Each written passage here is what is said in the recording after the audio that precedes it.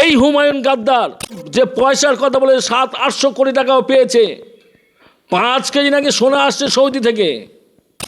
এই শয়তানটা কি কথা বলে, কি ভয়ঙ্কর কথা বলে, কি আশ্চর্য! কেন পুলিশকে গ্রেপ্তার করছে না এখনো পর্যন্ত? দাদা, রাজ্যের প্রশাসনের কাছে অনুরোধ করব, অবিলম্বে যদি হুমায়ুনের মতন মানুষ অবিলম্বে ভোটের আগে এদের লকআপে ঢুকিয়ে দেওয়া উচিত। মুসলিমদের মসজিদে নামাজ পড়তে জানে, যারা মোহাম্মদ আলীর জিন্নার মুখোশধারী, যে সীমান্ত গান্ধীর খোদাই খিদমত শুভেন্দু অধিকারীর সুরে এই হুমায়ুনরা গান গাইছে। শুভেন্দু বলছে একদিকে হিন্দুদের কথা, এ বলছে একদিকে মুসলিমের কথা। এ দুজনেই শয়তান বদমাইশ। এদের কথা শুনলে হিন্দুরা যদি শুভেন্দুর কথা শোনে, হিন্দু সম্প্রদায়ের মানুষ ভুল করবে, আর মুসলিমরা যদি হুমায়ুনের কথা শোনে, মুসলিমরা কিন্তু ভুল করবে। আমাদের পবিত্র সম্পর্ক ভেঙে চুরমার হয়ে যাবে। আগামী দিনে দুঃসময় আসবে, আমি আমার বাচ্চাদের নিয়ে দৌড়াবো, হিন্দু সম্প্রদায়ের মানুষ হিন্দু সম্প্রদায় তাদের বাচ্চাদের নিয়ে দৌড়াবে। সেই দিনটা আনার জন্যে শুভেন্দু হুমায়ুন গোপনে জোট করে গোপনে এক হয়েছে। যিনি হাওয়া করে কাজ যা বলছেন, খান আব্দুল গফুর খান, আর যে মোহাম্মদ আলী জিন্নার পেছনে যদি তার জন্ম পরিচয় জানা যায় সে কতটা মুসলিম, সে মুসলিমদের ধোঁকা দিয়ে আমার ভারতবর্ষটাকে ভাগ করলো 1947 সালে 14ই আগস্ট। সেদিনের কথা আমরা ভুলে যাব? বিহারে মুসলিমরা কত শান্তিতে আছে বলুন? মিম যদি না ভোট কাটতো, বিহার কি বিজেপি নিতে পারতো? আগেবারও একই কারণে নিয়েছে, এবারও একই কারণে নিল। যেখানে মিম ঢুকছে সেখানে কংগ্রেসে ভোট কেটে বিজেপিকে সুবিধা করে দিচ্ছে।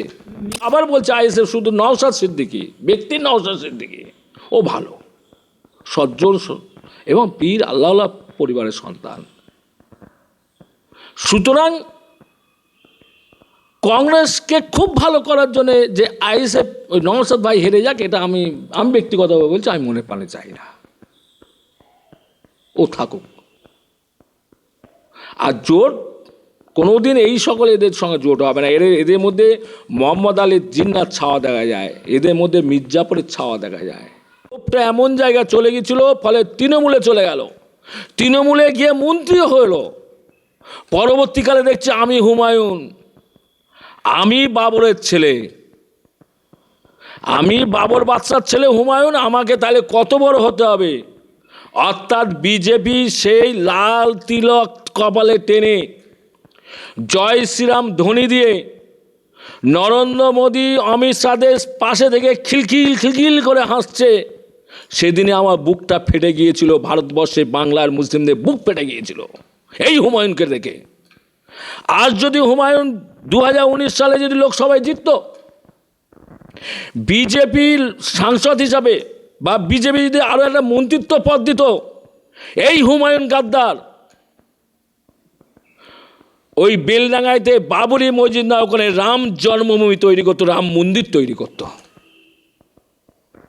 আমি আপনাদের মিডিয়া চ্যানেলে মারফত সমগ্র বাংলার মানুষের কাছে হাত জোর করে অনুরোধ করছি যে খবরদার ওই বদমাইশ হুমায়ুনের কথা আপনারা ভিজবেন না।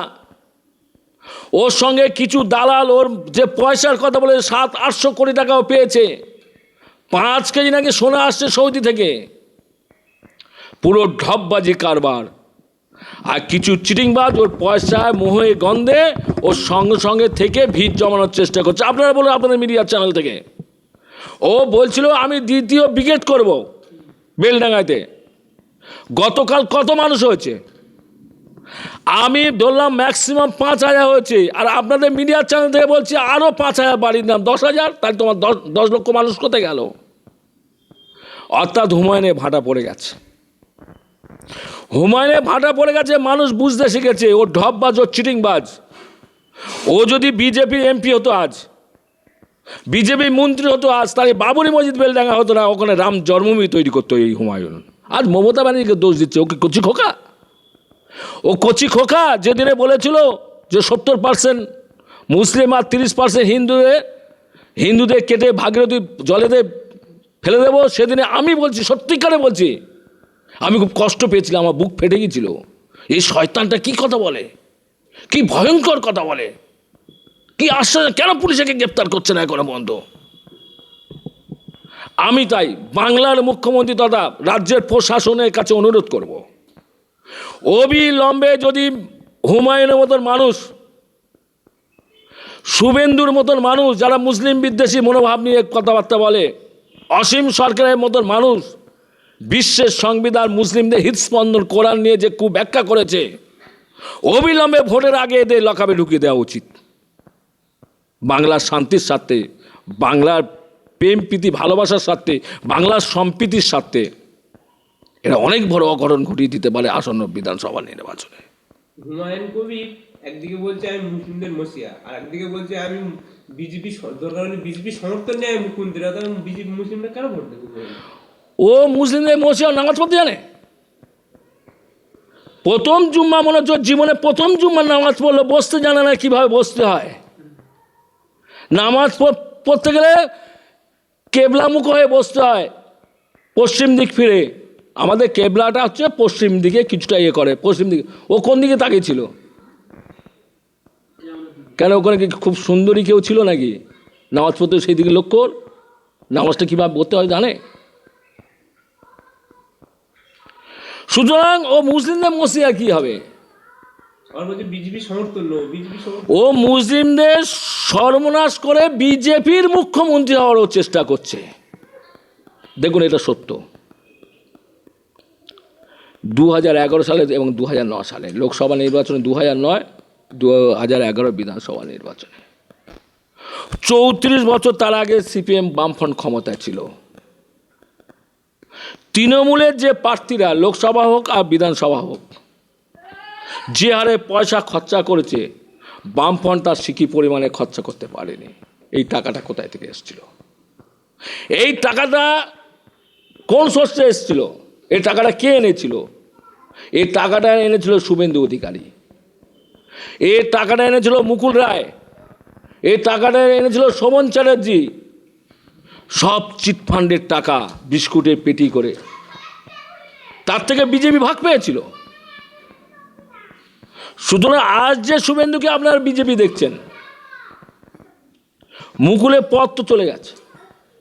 তৃণমূল মুকুলের পথটা কেড়ে নিল না কেন? নেবে না। এটা যদি মুসলিমের কোনো পথ হতো তৃণমূল এক্ষুনি কেড়ে নিত।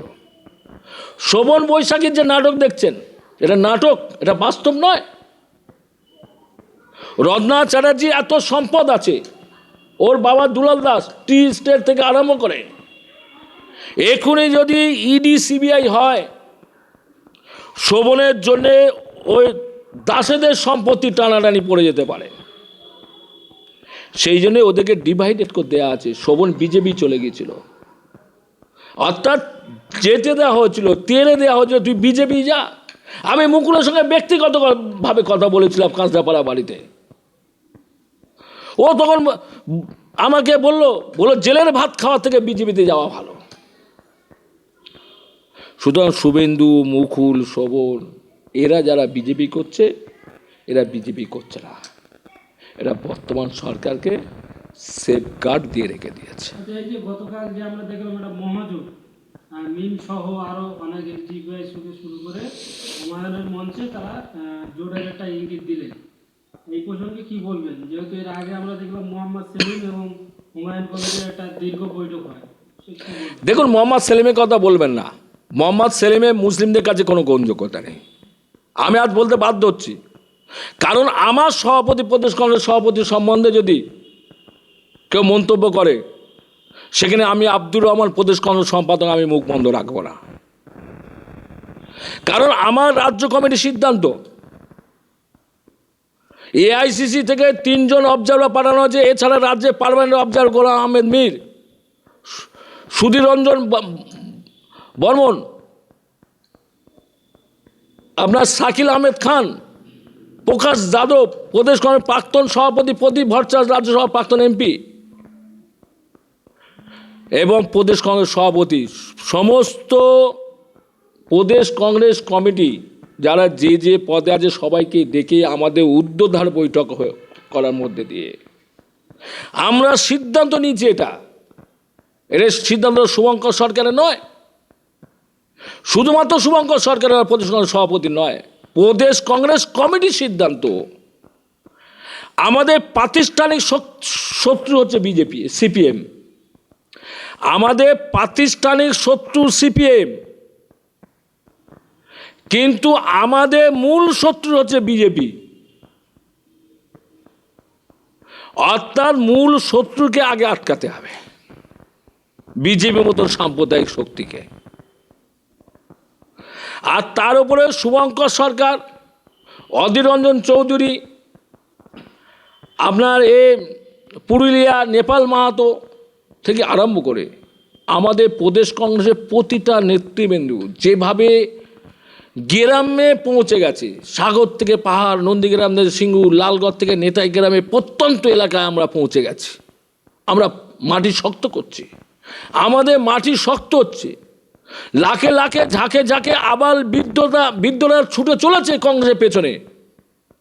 কংগ্রেস ছাড়া উপায় নেই।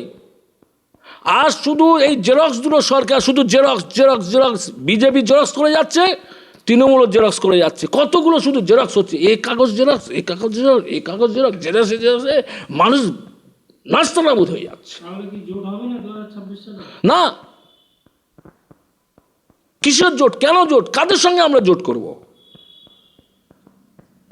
যারা মোহাম্মদ আলীর জিন্নার মুখোশধারী, যে সীমান্ত গান্ধীর খোদাই খিদমত, যিনি হাওয়া করে কাজ যা বলছেন, খান আব্দুল গফুর খান। আর যে মোহাম্মদ আলী জিন্নার পেছনে যদি তার জন্ম পরিচয় জানা যায় সে কতটা মুসলিম, সে মুসলিমদের ধোঁকা দিয়ে আমার ভারতবর্ষটাকে ভাগ করলো 1947 সালে 14ই আগস্ট। সেদিনের কথা আমরা ভুলে যাব? বিহারে মুসলিমরা কত শান্তিতে আছে বলুন? মিম যদি না ভোট কাটতো, বিহার কি বিজেপি নিতে পারতো? আগেবারও একই কারণে নিয়েছে, এবারও একই কারণে নিল। যেখানে মিম ঢুকছে সেখানে কংগ্রেসে ভোট কেটে বিজেপিকে সুবিধা করে দিচ্ছে। মিম তো জোটে যেতে চেয়েছিল, আপনারা তো নেন না। মিমের সঙ্গে আমরা কেন নেব? কংগ্রেস হচ্ছে একটা সেকুলার দল, কংগ্রেস হচ্ছে একটা সেকুলার দল। কোনো সাম্প্রদায়িক শক্তিকে কংগ্রেস সমর্থন করে না। কংগ্রেস কাছে হিন্দু, মুসলিম, শিখ, ইসাই সবাই সমান। কংগ্রেস প্রতিটা ধর্মীয় সম্প্রদায় মানুষের তার ধর্মের অধিকার দেয়, কিন্তু অন্য কোনো ধর্মকে অসম্মান করা শেখায় না। সুতরাং এরা যে ভাষায় কথা বলে মাঝে সাঝে, সে ভাষার কথা কংগ্রেস কর্মীরা মনে রেখে দেয়। আমি বললাম 50 বছর কংগ্রেস ক্ষমতায় নেই।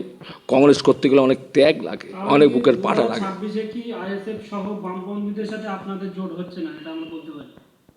ব্যতিক্রম আইএসএফ, আমি আবার বলছি, ব্যতিক্রম আইএসএফ। আইএসএফ আমাদের প্রাতিষ্ঠানিক শত্রু নয়। আর নওশাদ ভাইজানের সত্যিকারের কথাগুলো ভালো লাগে শুনতে। শুধু আমি কেন, অমুসলিম সম্প্রদায়ের মানুষ শোনে, সত্যিকারে ভালো লাগে। ওর মধ্যে কোনো সাম্প্রদায়িক বিদ্বেষ নেই। অনেক অমুসলিম ভাইরা গিয়েছে। হ্যাঁ, যাবে তো। ওর মধ্যে কোনো সাম্প্রদায়িক বীজ নেই, কোনো অস্পষ্ট কথাবার্তা, যা বলে একদম সরাসরি পরিষ্কার ভাষায় কথা বলে। তাহলে আপনারা বামপন্থীদের সাথে জোট না করলে আইএসএফের সাথে দরজা খোলা?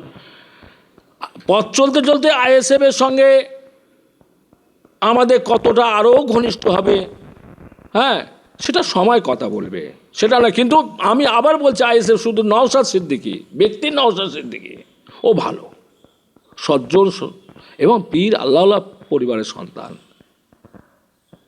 সুতরাং কংগ্রেসকে খুব ভালো করার জন্যে যে আইএসএফ ওই নওশাদ ভাই হেরে যাক, এটা আমি ব্যক্তিগতভাবে বলছি, আমি মনে প্রাণে চাই না। ও থাকুক। আর জোট কোনোদিন এই সকল এদের সঙ্গে জোট হবে না। এদের মধ্যে মোহাম্মদ আলীর জিন্নার ছাওয়া দেখা যায়, এদের মধ্যে মির্জাপুরের ছাওয়া দেখা যায়। এরা মির্জাপুর, আমি সরাসরি বলছি যে এই যে কালকে যারা বললো শহীদ মিনার থেকে বড় মিনার করে দেবো 10 লক্ষ, এই হুমায়ুন কবির টবি যে বলছে যে এই রকম বাবরের ছেলের নাম হচ্ছে হুমায়ুন, ও মন্তব্য করেছে।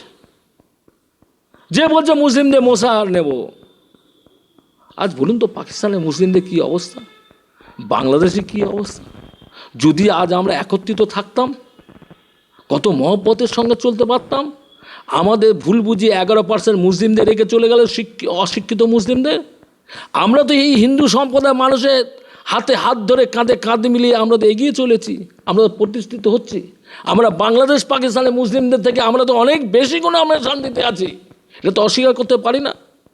এ তো মহাত্মা গান্ধীর ভারত, এ তো মাওলানা আবুল কালাম আজাদের মাওলানা আবুল কালামের ভারত, এ তো বাবা সাহেব আম্বেদকরের ভারত, এ তো ভগৎ সিংয়ের ভারত, এ তো বালগঙ্গাধর তিলকের ভারত, এ তো নেতাজি সুভাষচন্দ্র বোসের ভারত।